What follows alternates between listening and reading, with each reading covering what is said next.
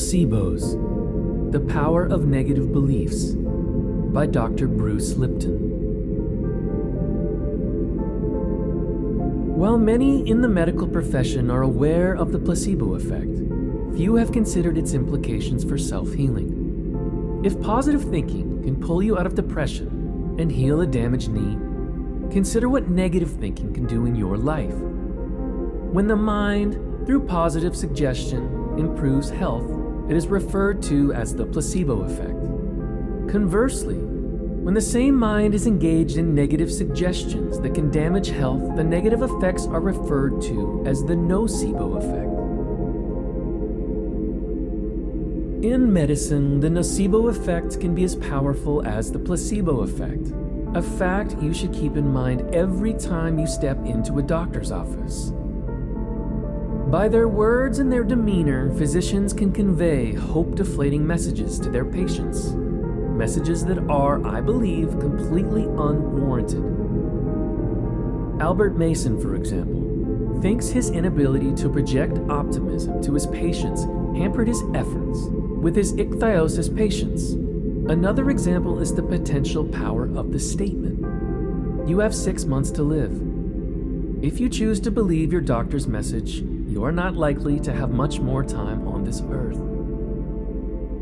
I have cited the Discovery Health Channel's 2003 program, Placebo, Mind Over Medicine, in this chapter because it is a good compendium of some of medicine's most interesting cases. One of its more poignant segments featured a Nashville physician, Clifton Meador, who has been reflecting on the potential power of the nocebo effect for 30 years.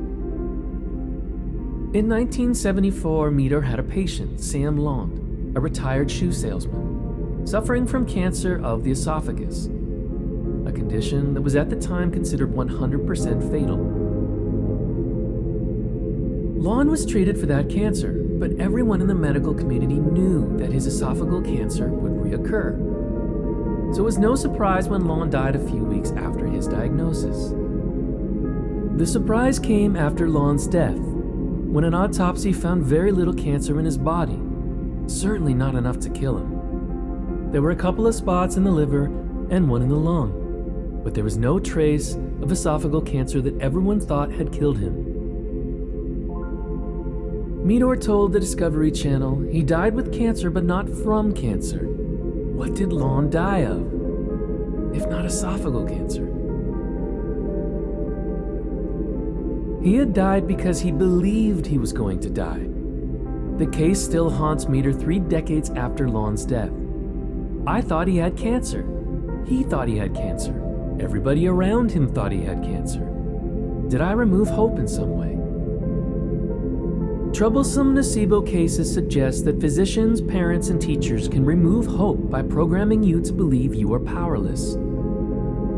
Our positive and negative beliefs not only impact our health, but also every aspect of our life. Henry Ford was right about the efficiency of assembly lines, and he was right about the power of the mind. If you believe you can, or if you believe you can't, you're right. Think about the implications of the man who blithely drank the bacteria that medicine had decided caused cholera. Consider the people who walk across coals without getting burned. If they wobble in the steadfastness of their belief that they can do it, they wind up with burned feet. Your beliefs act like filters on a camera, changing how you see the world. And your biology adapts to those beliefs. When we truly recognize that our beliefs are that powerful, we hold the key to freedom.